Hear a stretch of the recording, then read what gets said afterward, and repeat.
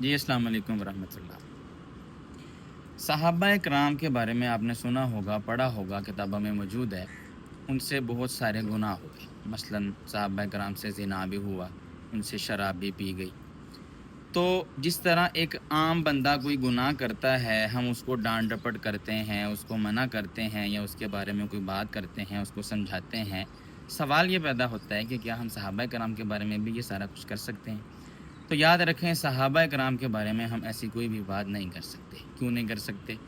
کیونکہ اللہ تعالیٰ نے سب سے پہلی بات ان کے بارے میں فرمایا، رضی اللہ عنہم ورضوا عنہ، اللہ ان سے راضی ہے اور وہ اللہ سے راضی ہے۔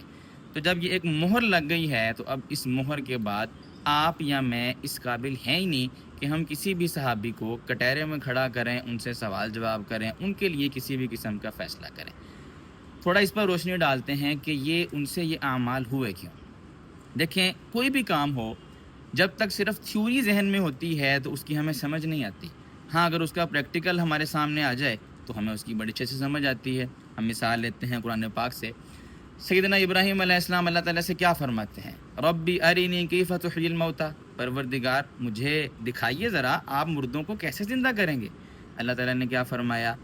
اولم تؤمن، کیا ابراہیم آپ کو یقین نہیں ہے؟ قال بلا، پروردگار یقین تو بڑا ہے، ولکن لیطمئن قلبی، لیکن میں صرف یہ چاہتا ہوں کہ میری دلی تسلی ہو جائے۔ کیا مطلب ہے کہ جب میرے سامنے ایک پریکٹیکل آ جائے گا، ایک عملی نمونہ میرے سامنے آ جائے گا، تو میرا دل مطمئن ہو جائے گا۔ یقین پہلے بھی ہے، لیکن میں اپنی ایک عملی طور پہ دیکھنے کے بعد جو دل کی تسلی ہے، اپنا ایمان مضبوط ہونا، اس میں اضافہ ہونا، میں وہ چاہتا ہوں۔ اب اللہ تعالیٰ نے چونکہ اس دین کو قیامت تک کے لیے چلانا ہے، تو اس کے لیے صرف تھیوری پر جو ہے وہ انحصار نہیں کیا گیا، بلکہ اس کے لیے پریکٹیکلی اور عملی ایک نمونہ وہ امت کے سامنے رکھا گیا۔ اب دو صورتیں تھیں، یا تو اللہ تعالیٰ یہ سارا کچھ نبی صلی اللہ علیہ وآلہ وسلم سے کرواتے، جو کہ آپ صلی اللہ علیہ وسلم یا کسی بھی دوسرے نبی کی شایان شان نہیں تھا کہ نبی سے ایسا کسی بھی قسم کا کوئی گناہ ہو۔ تو اللہ تعالیٰ نے کیا کیا؟ ان کی جگہ پر اللہ تعالیٰ نے صحابہ کرام کو اس جگہ پر رکھا، ان سے یہ گناہ سرزد ہوئے، عملی نمونہ سامنے آیا کہ کون سا گناہ ہوگا تو امت نے کیا کرنا ہے، نبی نے کیا کرنا ہے۔ تو عملی نمونہ آیا، چونکہ امت کو قیامت تک کے لیے باقی رکھنا ہے اور ثابت رکھنا ہے، اور ان کے سامنے ساری چیزیں رکھنی ہیں کہ کس موقع پر آپ نے کیا کرنا ہے۔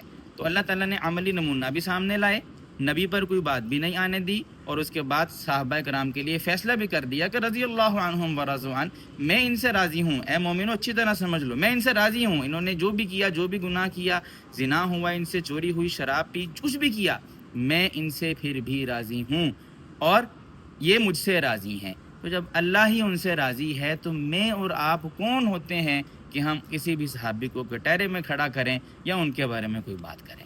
جزاکم اللہ خیر۔